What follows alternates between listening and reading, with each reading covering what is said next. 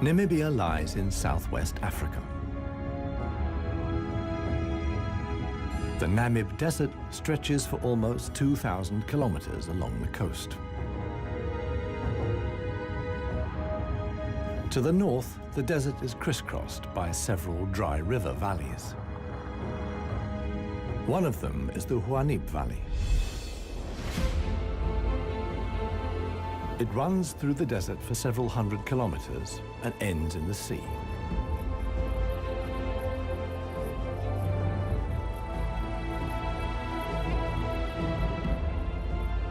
Water flows here once, at most twice a year. Only deep-rooted plants like anna trees can survive here. Only here, within the valley, can mammals exist in the long term. It is the home of the desert elephants.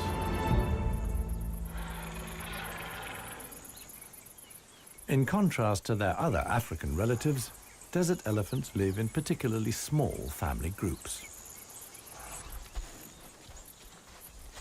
They are so rare and their way of life is so special that they're under the constant supervision of scientists who've also given the elephants names.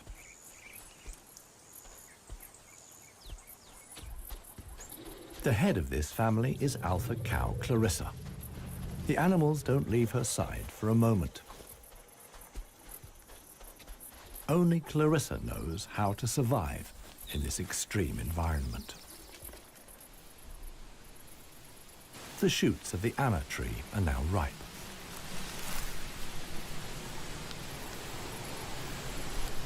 The pods contain protein-rich seeds.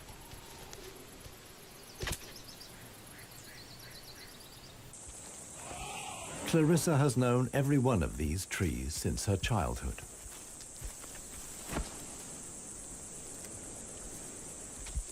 Even the youngest, Maya, tries the shoots. Here, however, experienced trunk tip control is required. It's easier for her to get the protein she needs from her mother's milk. Desert elephants only have half the number of calves as other elephants. The male animals stay with their mother's family until they reach sexual maturity. With mock fights, they prepare for life without the protection of the females. Adult bull elephants are loners or travel in small groups. Jappy is the most skillful of them.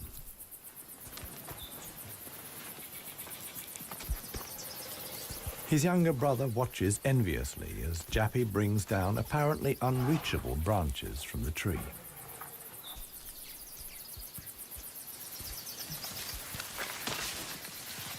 In the valley, Jappy is well known for such tricks. He learned them from his father. Friendship among bull elephants has its limits.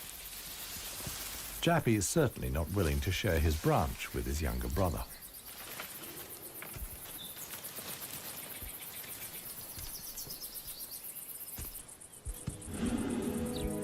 Their father, One Tusk, is now nearly 60 years old. His trademark is the missing right tusk, lost long ago in a hierarchical battle. For years, he was the undisputed king of the Huanib. Now he lives in seclusion. One Tusk's legs are weak. He can no longer keep up. The aging bull is already being watched by a male jackal, which lives in the Huanib Valley with its partner. Jackals mostly hunt smaller animals, but they wouldn't turn their noses up at a dead elephant.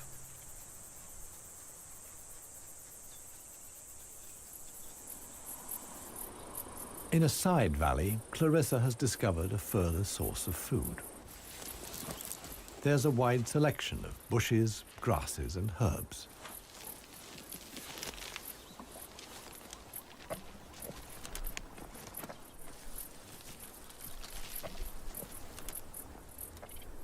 The elephants' climbing skills far surpass those of their savanna-dwelling relatives. This too is a form of adaptation to their special habitat.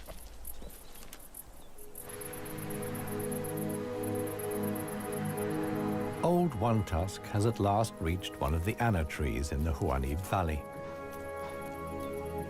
But Clarissa and co haven't left very much for him to eat.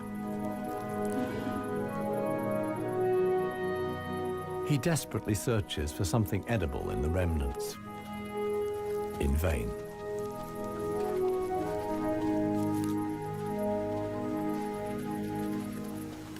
For the inhabitants of the Namib, survival is hard. They're used to going for long periods without water. Many get liquid from their food or know secret sources of water. Regardless of size, every green leaf contains a minimum of liquid worth harvesting.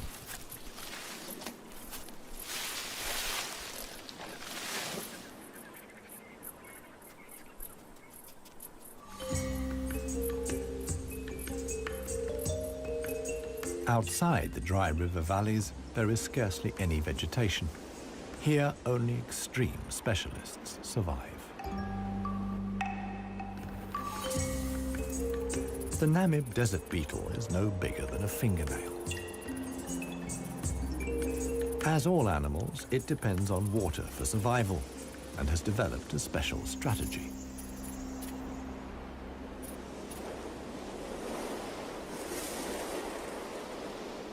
Even the tiniest traces of dampness in the air condense on its carapace.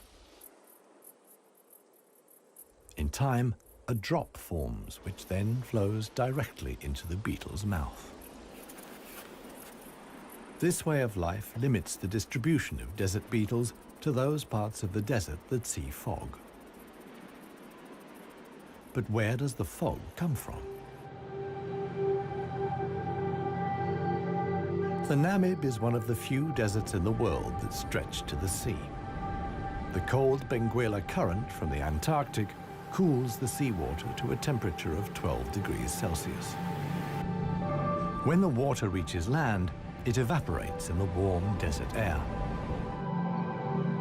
Around 200 days a year, the desert is wreathed in mist, which sometimes extends hundreds of kilometers inland into the dry river valleys.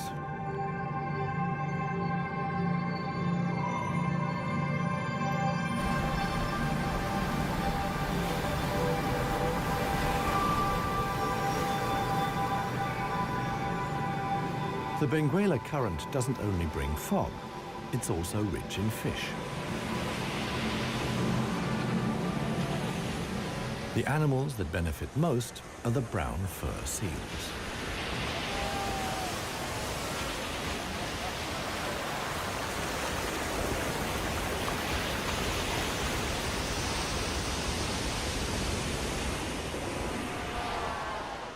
Their colonies are often home to 100,000 animals.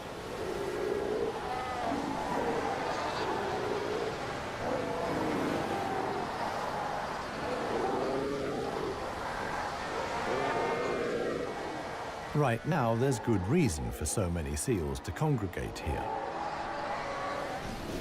The mating season is just beginning.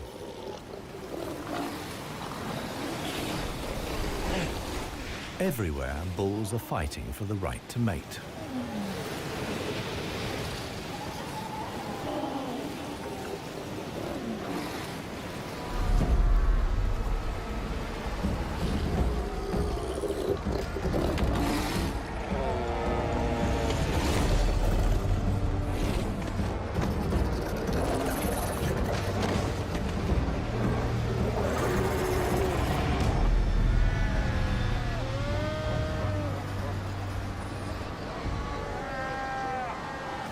The strongest conquer a whole harem and then have their flippers full.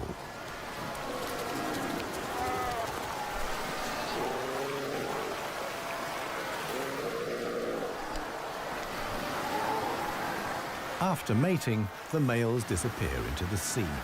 they're not involved in bringing up the young. The fog sometimes penetrates as far as the Huaníp Valley.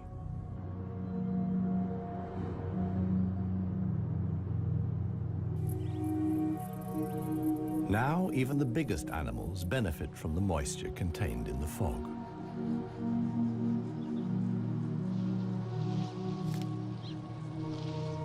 Jappy and his brother can take on a lot of liquid from the drops of dew on the plants they eat.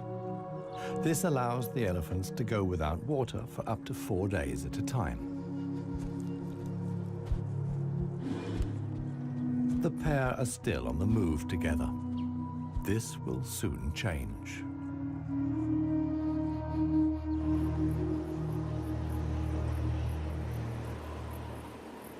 As the fog lifts, the sun illuminates a very special event. Families of elephants from other dry river valleys are on their way to the Huaníp Valley. They're following the calls of their relatives, which they pick up via the soles of their feet, as via a stethoscope. More and more elephants join Clarissa's family. Some of the animals haven't seen each other for years and exchange affectionate greetings. Jappy and his brother are also aware of the arrival of the females. When it comes to attracting a cow, in a flash, companions become rivals.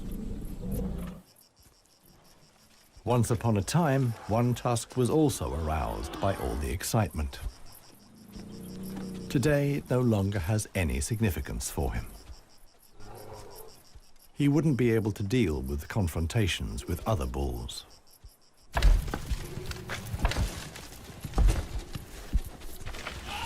His sons and grandsons, on the other hand, are very excited. For them, it's important to make the most of the female's willingness to mate and prevent others from taking advantage. In the end, however, Jappy only manages to achieve his goal by means of a trick. He abducts the alpha cow, Clarissa.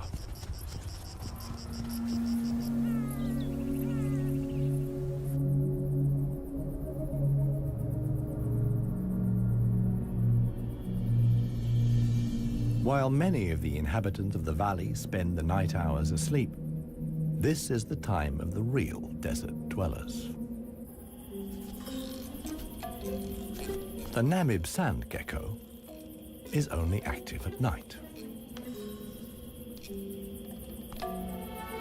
In the darkness, the little predator looks for crickets and spiders.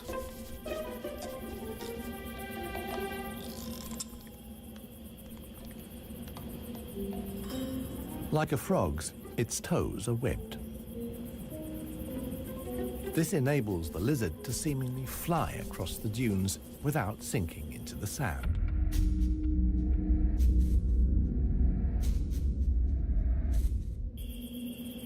But it also needs to be on the lookout.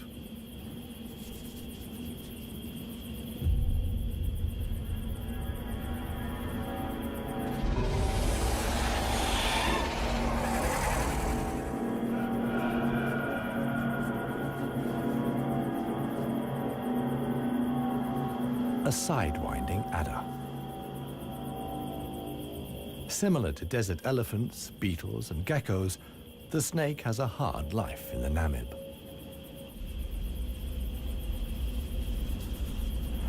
It has to hunt successfully to survive.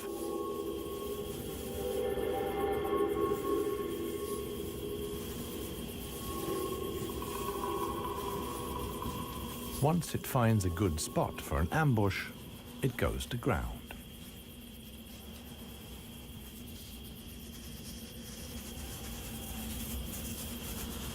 The snake is a predator that lies in wait for its prey, relying completely on its camouflage.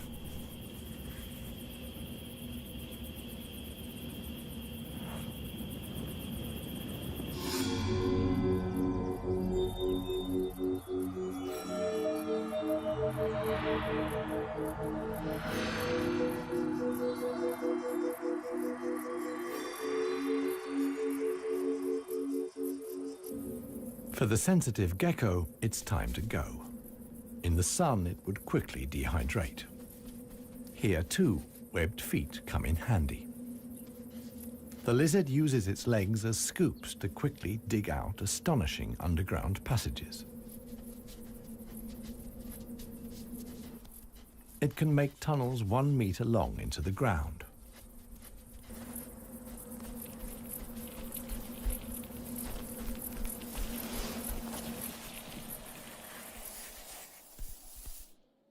Here, it's safe. Up at ground level, another gecko isn't in quite such a hurry. With good reason. The fog is coming.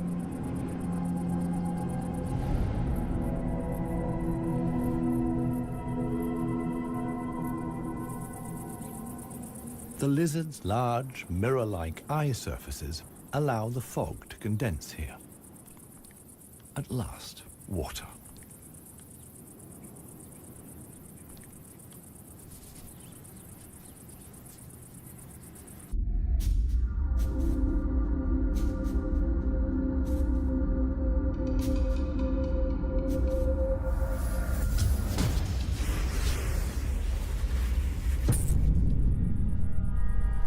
The waiting paid off. This morning, the sidewinding adder can have breakfast and get some liquid into the bargain.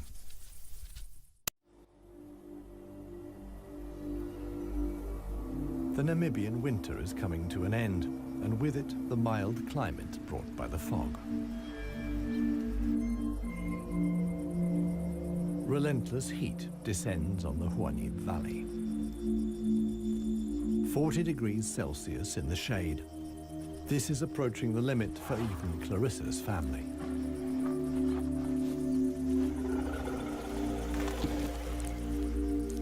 Elephants don't sweat, and so protect themselves against overheating by fanning their ears. But it seems too hot, even for that. The heat is hard to bear for all the animals, but for the youngest, the sun can be lethal. Maya is really suffering.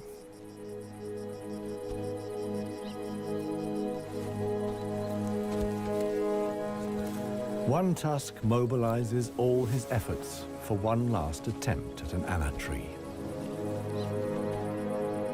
But he no longer has the strength. Exhausted, he withdraws to the shade. During his long life, his legs have carried him more than 400,000 kilometers. As with most bull elephants, the last few steps he will take alone. Despite the heat, Clarissa can't afford to take a break. She urges her family to move on.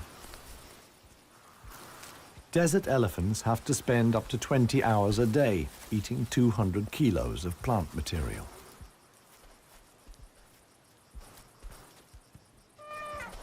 As tiring as that may be, Clarissa's family have no choice. One young bull is already so exhausted that he sleeps through the signal to move off. He only wakes up when the other elephants are already out of sight.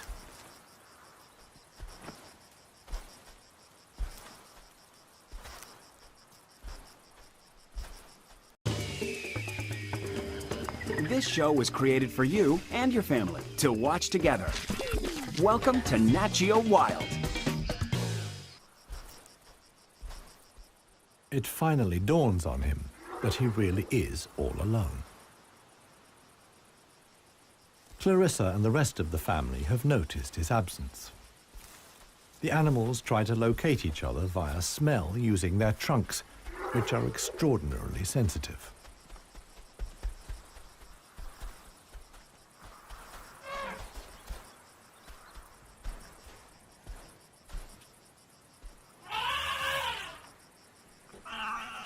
In the end, it's Maya who gives the decisive call. Now the straggler knows which way to go.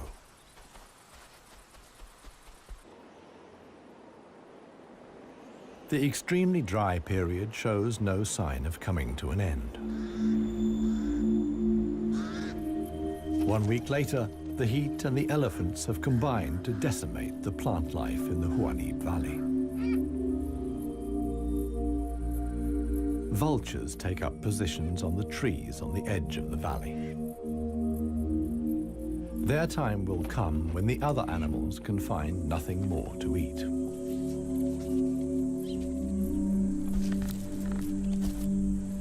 For Clarissa's family, a dead tree now becomes the sole source of food. In the desert, a tree of this size takes years to break down.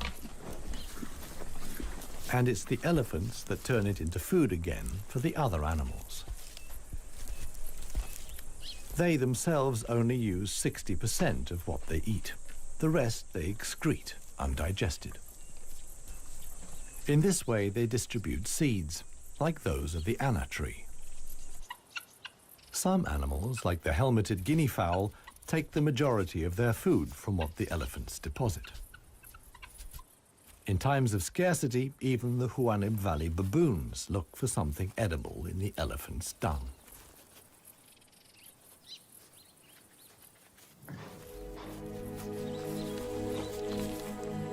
Old One Tusk has one more go at the wood.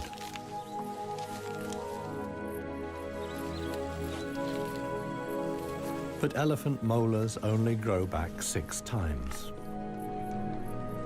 One Tusk's teeth are worn out, and his attempt to eat wood the way he used to is doomed to failure. In other parts of Africa, older elephants seek out swamps where they can live for a while longer on softer leaves. Here, there is no such possibility.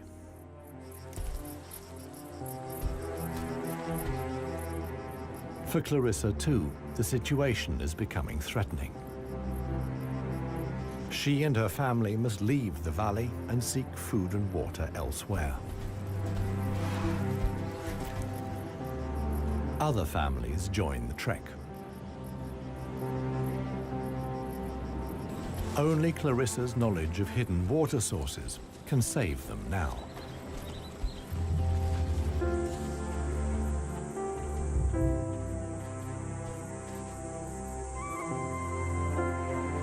Scarcely any animals are left in the valley.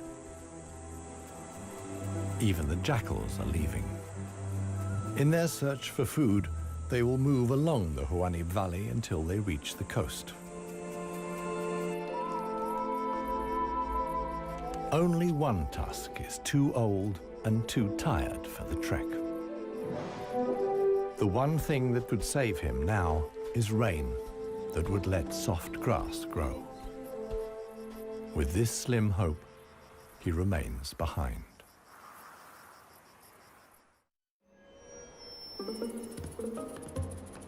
The Namib desert beetle is also looking for something to eat. In contrast to most of the desert dwellers, it is not seeking fresh young shoots. The beetle is on the lookout for plant residues. The unceasing wind is a help. It sweeps fragments of plant life together in valleys and hollows between the dunes. Mostly it's just a few bits of leaf. But sometimes it collects and becomes something like a herbal rubbish dump. Although the plants are completely dried out, they still contain important nutrients.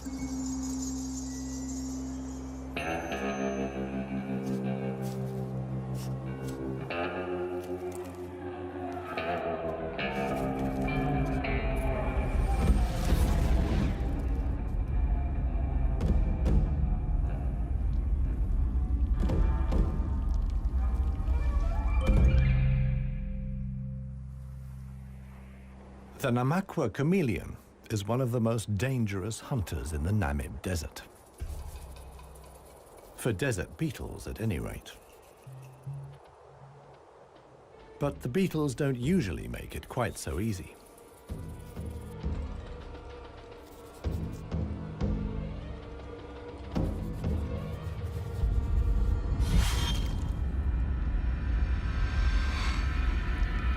The beetles aren't only full of protein, but also provide essential liquids for the lizard.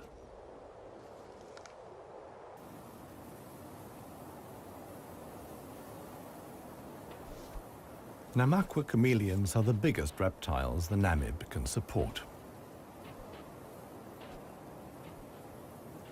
In contrast to the mammals, they can't undertake long migrations to look for food and water. Similar to the Huanib, a river once flowed here. Along its banks, animals like chameleons penetrated deep into the desert. Hundreds of years ago, the dunes slowly invaded the riverbed and cut off the water supply. This process was so slow, however, that the animals had time to adapt to the new conditions.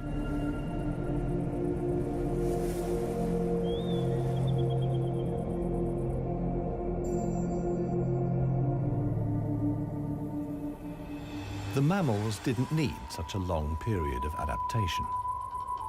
Their ability to migrate over long distances enabled them to conquer the desert much more quickly.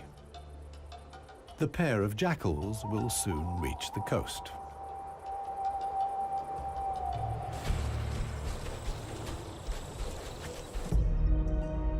Clarissa, meanwhile, is still searching for water. Little Maya is already exhausted.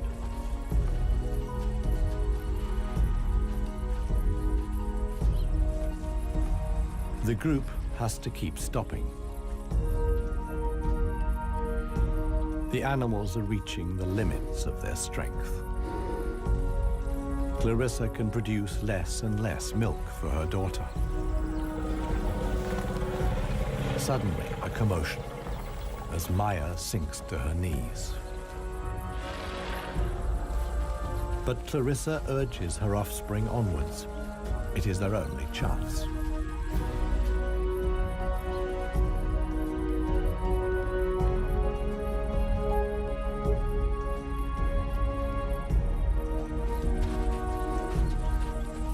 As dusk falls, they finally arrive.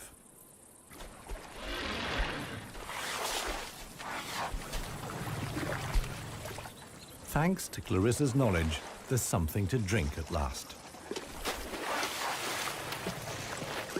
Adult elephants can get by on 100 liters of water a day.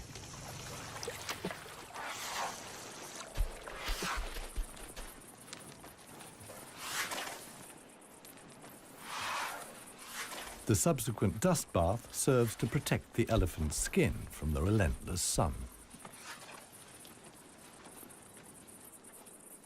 The trek to the next source of food is long. The following morning, Clarissa will move on.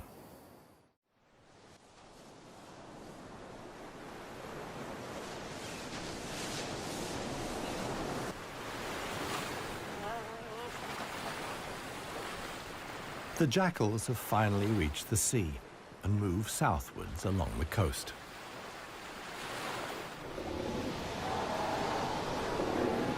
The new generation of brown fur seals is just arriving.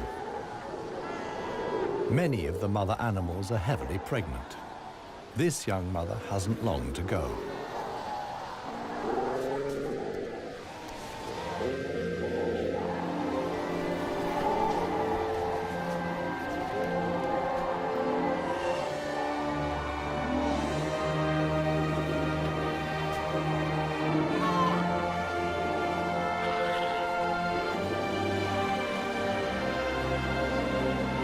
The mother at once welcomes her offspring into the world. Each voice and scent is as unique as a fingerprint. The ritual creates an unbreakable bond between mother and pup.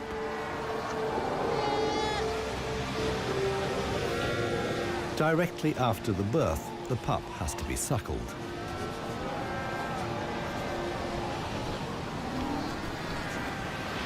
The newborn is a little clumsy.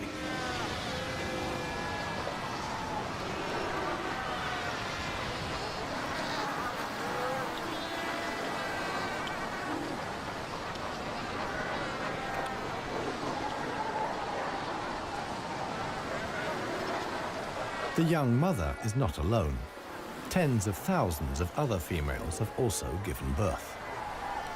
Space is at a premium in the colony, a risky situation for the babies.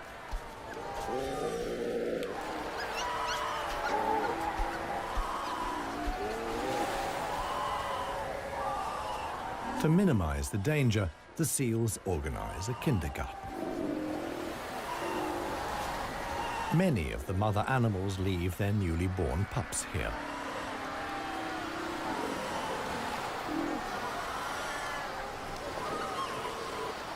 The nursery not only offers the young pups protection, but also makes it easier to find them later.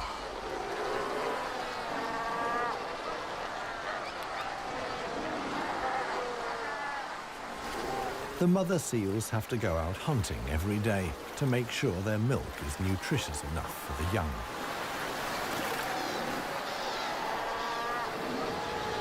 But when choosing the location of the kindergarten, they forgot about the tide.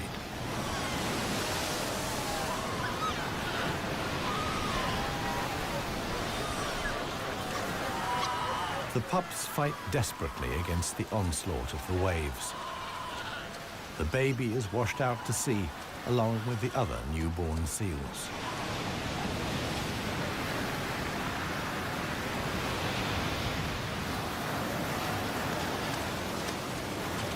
Seal pups can swim, but they don't have the protective layer of fat of adult animals. The pup fights for survival. Another is slowly but surely losing the battle. Within a few minutes, the pups are so exhausted that they can no longer keep their heads above water and drown.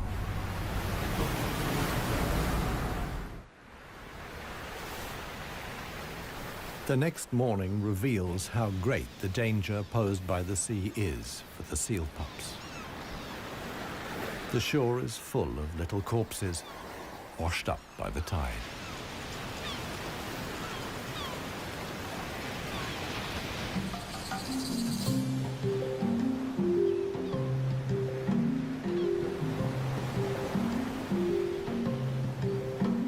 The jackals from the Huanib. The pair have traveled hundreds of kilometers from the arid valley.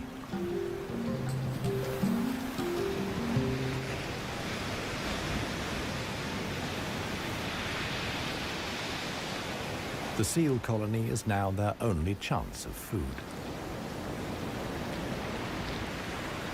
Jackals aren't choosy. For them, eating carrion is nothing unusual.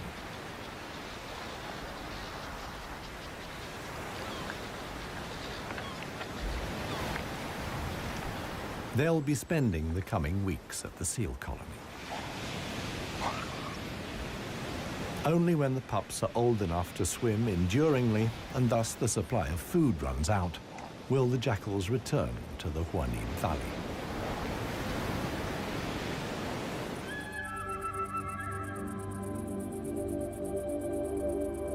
It's not only the jackals that undertake such long treks. The other inhabitants of the Huanib have a long way to go.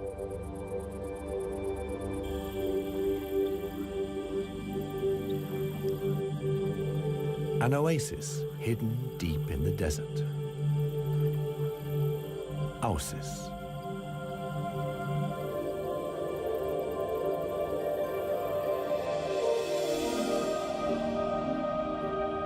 It lies like an emerald in the middle of the desert.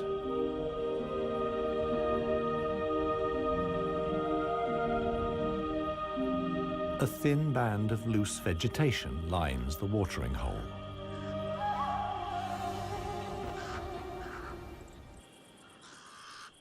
The pied crows are getting worked up about something. Visitors. Big visitors. the legendary desert lions. Desert lions are so unbelievably rare that scientists have fitted them with transmitter collars so that the big cats can be monitored and protected. Two females have taken up positions in the undergrowth with their young. The experienced predators know that it's just a matter of watching and waiting. And indeed, many animals are making their way here. The oryx's numbers have thinned noticeably. Some are lagging far behind the main column.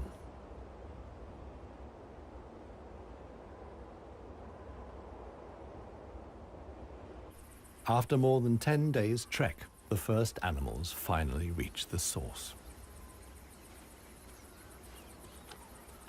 Cautiously, they approach the steep bank.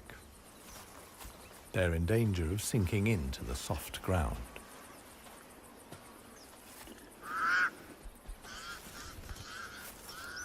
The pied crows sound the alarm again. The lioness's patience has been rewarded. They've caught one of the stragglers. One lioness keeps the oryx in check on the ground. The hunting lioness is completely exhausted. Fighting the antelope has taken the last of her strength.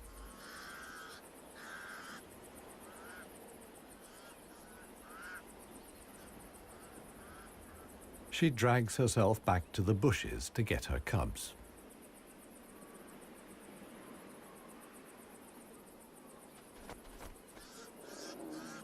The other lioness keeps the pesky crows at bay.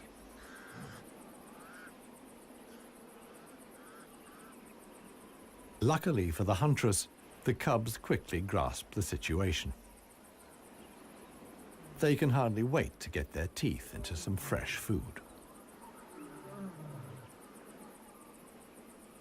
All the animals here are fighting for survival. The lionesses won this round.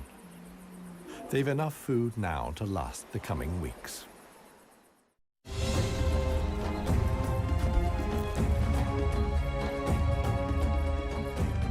Clarissa and her family have finally reached the neighboring Dry River Valley.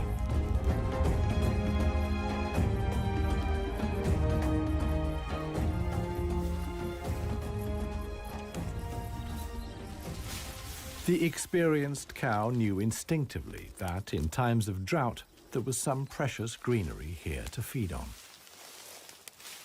The exhausted animals can at last fill their stomachs again.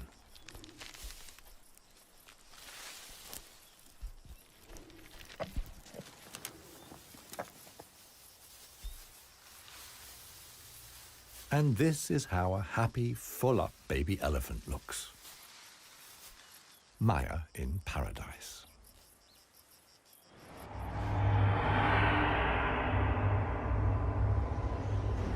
A strong wind blows in from the coast, and sandstorms form in the hinterland.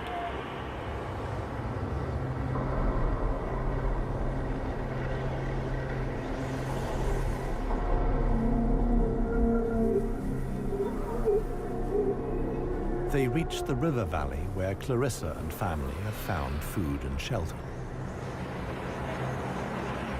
Sandstorms like these are the harbingers of heavy rain.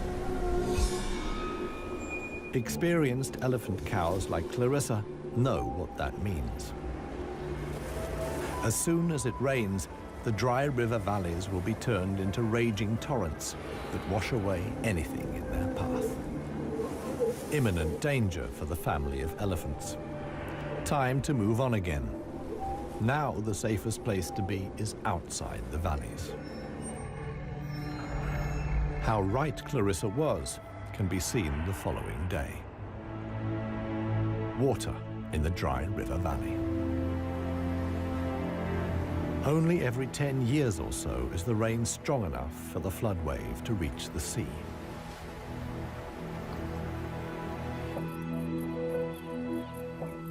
Just a few days later, the first green shoots begin the transformation of the dry river valleys.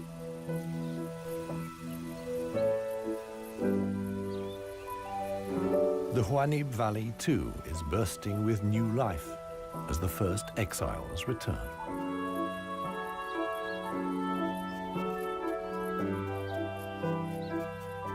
For one animal, however, the rain came too late.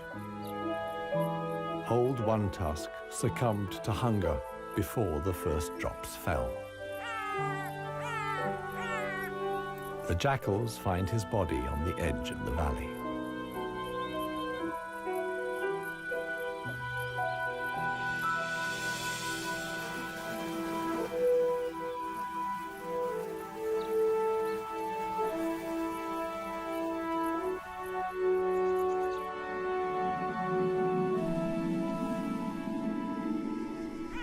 The jackals don't approach the body until evening.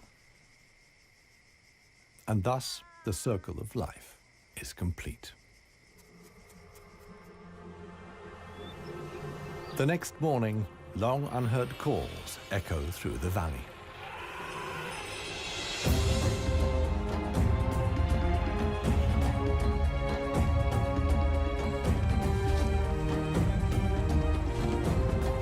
Clarissa is back. Her family survived the floods unscathed. Maya, too, is thriving. At last, the newly greened Huanib Valley comes into view.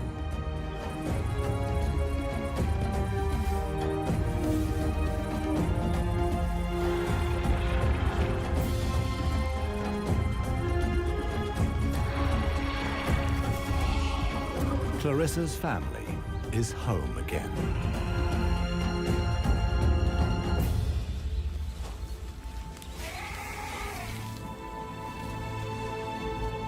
Jappy will pass on the genes of his father, One Tusk, and with them, his strength and intelligence. Clarissa is pregnant with his baby. The alpha cow will induct each new generation into the secrets of the desert elephants. This is essential for their survival. The Huanib River Valley is probably the last real wilderness in Namibia, one in which only the cleverest, most intelligent of the animal world can survive. A life of extremes in the home of the desert elephants.